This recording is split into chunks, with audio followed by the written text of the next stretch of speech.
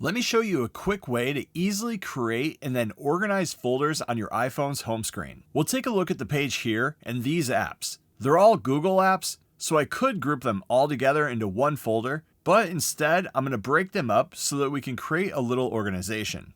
We'll start with the YouTube apps here first. Press and hold on the first app here until you get into the Edit Dancing screen.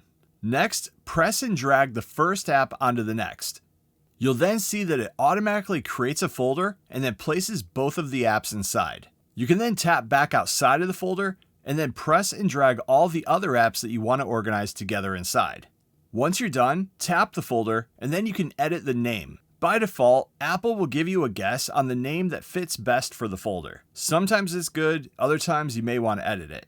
To do that, while here in the edit mode, just tap on the folder again and then here at the top, enter the new name. When you're finished putting in the new name, tap Done. You can then go through grouping and organizing the different apps that you want to put inside of new folders, and then renaming them afterwards if you want to.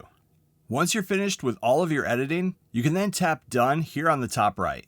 It'll then take you out of edit mode and back to the normal home screen. And if you ever want to drop new apps in or rename a folder, just go through the same steps again. And you can also go the opposite way and remove apps from folders by just pressing and then dragging the apps out of the folder. And once you remove all the apps, it'll then automatically delete it. And that's how you create and then organize folders on an iPhone.